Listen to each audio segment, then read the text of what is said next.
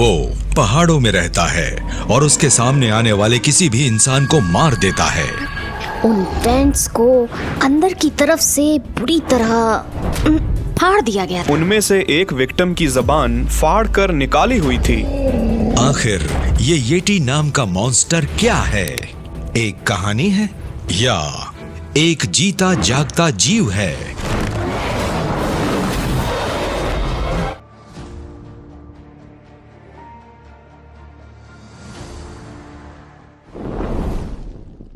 हमारी ज़मीन पर हिमालय का वसी इलाका एक खौफनाक और वीरान इलाका है, जहाँ की जमा देने वाली आबो हवा की वजह से यहाँ रहना किसी की बस की बात नहीं है। लगभग 2500 किलोमीटर में फैले इस पुरअसरार इलाके में कई ऐसी मखलूक के रहने की बातें कही जाती हैं जो हम इंसानों के लिए एक पहेली है। और इन अजीबोगरीब मखलूक के बारे में मकामी लोगों में बहुत सारे किस्से कहानियाँ मशहूर हैं। ये मखलूक ना इंसान है ना जानवर। ये कभी धुंध में छुप जाता है तो कभी बर्फ से ढके गारों के अंदर। इसका जिस्म बड़ा ही अजीब है, आंखें चमकदार हैं और जब वो चलता है तो जमीन हिलती हुई महसूस होती है। कहते हैं कि जिसने भी उसे देखा वो कभी हिमालय के उन वादियों से लौटकर वापस नहीं आया। तारीख में सबसे पहले येटी का जिक्र सिकंदर आजम के सफरनामे में मिलता है। कहते हैं कि 326 क़ब्ल मसीह के आसपास अलेक्जेंडर द ग्रेट ने जब वादी सिंध को पार किया था तो उसकी मुलाकात वहाँ के मकामी बुजुर्गों से हुई, जिन्होंने सिकंदर आजम को एक अजीब व गरीब कहानी सुनाई और कहा कि इन पहाड़ों में एक मखलूक है जिसे हम पहाड़ों का राक्षस कहते हैं। वो ना इंसान है ना जानवर। अगर कोई उसकी आंखों में देखे तो पागल हो जाता है या फिर हमेशा के लिए गुम हो जाता है। लिहाजा सिकंदर आजम चंद सिपाहियों को साथ लेकर शुमाली वादियों में दाखिल हुआ। यहाँ खूब बर्फबारी हो रही थी। चंद दिनों के मुसलसल सफर के बाद ये लोग एक वीरान गार में आराम करने के लिए ठहरे। रात हुई तो एक अजीब सी खौफनाक आवाज सुनाई दी और धुंध में एक लंबा साया नमूदार हुआ, जिसका जिस्म सफेद बालों से भरा था और सांसों से भाप निकल रही थी। सिकंदर ने जुर्रत से तलवार निकाली और उसके करीब गया, लेकिन उस पर कोई हमला न किया। कहा जाता है कि सिकंदर और येटी की आंखें चंद लम्हों के लिए मिली और दोनों खामोश खड़े रहे। फिर येटी धुंध में गायब हो गया। इसके बाद सिकंदर वापस लौट गया और फिर कभी हिमालय की तरफ कदम नहीं बढ़ाया। हजारों साल से नेपाल, तिब्बत, भूटान और शुमाली हिंदुस्तान के लोग येटी के बारे में कहानियां सुनाते आए हैं, जो हिमालय के बर्फ में छुपा होता है। तिब्बती बुद्ध मत में येटी को डजूती कहा जाता है, जिसे बुद्ध राहिब जंगल का मुहाफिज मानते हैं। इसे कुदरत का रखवाला कहा जाता है, जो सिर्फ उस वक्त सामने आता है जब इंसान लालच या गुरूर के साथ पहाड़ों में दाखिल होता है। हिमालयाई इलाकों में मौजूद कुछ बुद्ध मंदिरों में येटी के नकली खोपड़ी और मुजस्मे भी दरियाफ्त हुई हैं, जिससे मालूम होता है कि कदीम पहाड़ी लोग येटी को एक मावराई मखलूक मानते थे। नेपाली, शेरपा और भूटानी कबाइल के लोग येटी को मीते यानी राक्षस नुमा भूत कहते थे। मकामी लोगों का मानना है कि ये कोई जानवर नहीं है, बल्कि एक पुरानी नस्ल की मखलूक है जो दुनिया के आगाज से पहले यहाँ आबाद थी।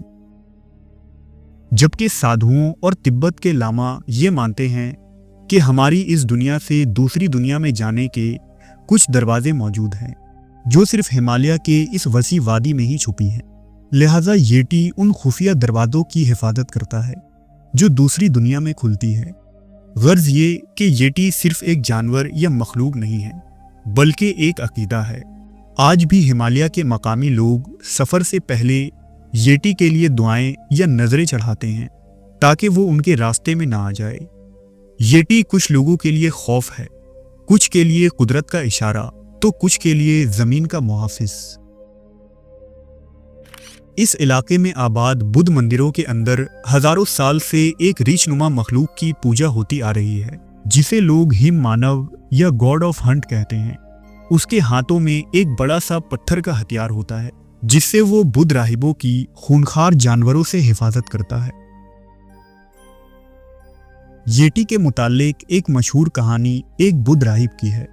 मशहूर है कि सदियों पहले एक बुद्ध राहिब लामा सांगवा हिमालय के इस बर्फीले इलाके में आया। वो हिमालय के इस वीरान पहाड़ों में कई दिनों तक मुराकबे में बैठा रहा। कुछ दिनों बाद उसे वहां एक जख्मी येटी नजर आया जो दर्द से कर्राह रहा था। इस रहमदिल राहिब ने येटी को पानी पिलाया, दुआएं की और उसके जख्मों को साफ किया। लिहाजा ठीक होने के बाद वो येटी राहिब का वफादार बन गया, जो राहिब के लिए खाना और पानी लेकर आया करता था। लेकिन कुछ दिनों बाद वो येटी मर गया। उस राहिब ने येटी के सर को पहाड़ों से अपने साथ नीचे लेकर आया और उसे एक संदूक में बंद करके एक मंदिर के अंदर खुफिया कमरे में महफूज कर दिया, जिसे साल 1667 में बनाया गया था। सैकड़ों सालों तक मंदिर के बुद्ध राहिबों ने येटी के इस खोपड़ी को छुपाए रखा और किसी को भी इसे बाहर ले जाने की इजाजत नहीं दी।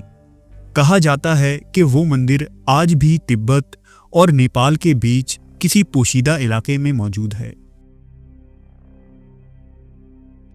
येटी का सबसे पहला तहरीरी रिकॉर्ड साल 1832 में देखने को मिलता है। कहते हैं कि जब मशहूर माउंटेनियर B.H. हॉडसन हिमालय पर चढ़ाई करने गए तो इस दौरान उनके गाइड ने उनसे एक बड़े मखलूक को देखने की बात कही, जो रंग रूप और चेहरे से तो एक एब जैसा लगता था, लेकिन वो इंसानों की तरह चल रहा था। इस मखलूक के पूरे जिस्म पर सफेद बाल थे। वो गाइड हॉडसन को हिमालय के ऐसे मकाम पर ले गया जहां एक येटी मौजूद था, लेकिन जब तक हॉडसन उसको अच्छी तरह देखता वो वहां से भाग चुका था। वापस लौटकर हॉडसन ने the Asiatic Society of Bengal के जर्नल में अपने इस एक्सपीरियंस के बारे में बताया।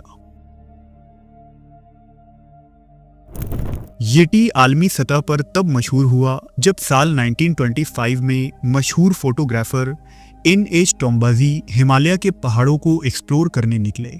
उन्होंने अपने इस सफर में एक दिलचस्प किस्से को बताया, जिसके मुताबिक जमीन से 15,000 फीट ऊपर जेमू ग्लेशियर के पास उन्होंने एक ऐसे अजीम और कद आवर मखलूक को 2 पैरों पर चलते हुए देखा था जो नंगा था।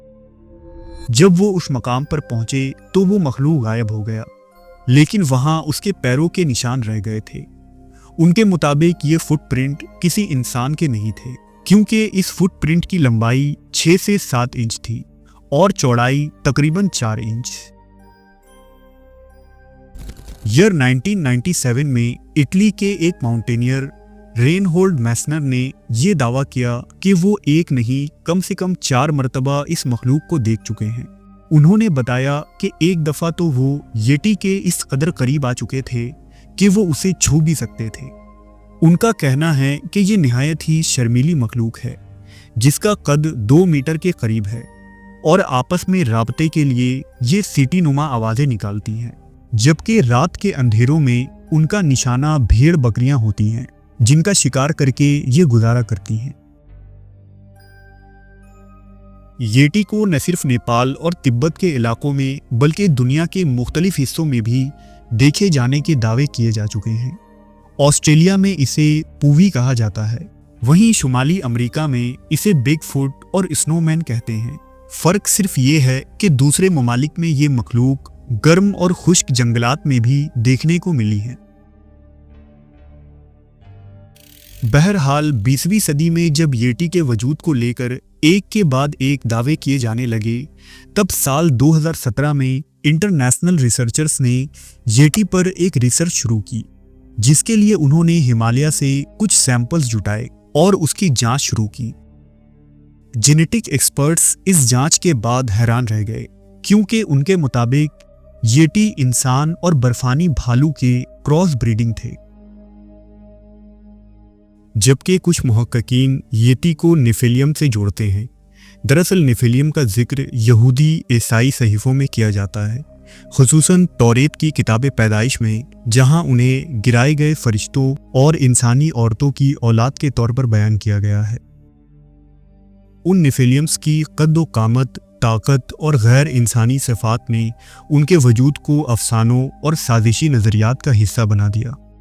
इसलिए कुछ लोग दावा करते हैं कि नेफिलियम असल में ऐसी मखलूक थी जो इंसान और आसमानी मखलूकात के मेल मिलाप से पैदा हुई थी, और बाइबल के मुताबिक तूफान नूह के बाद वो ख़त्म हो गए।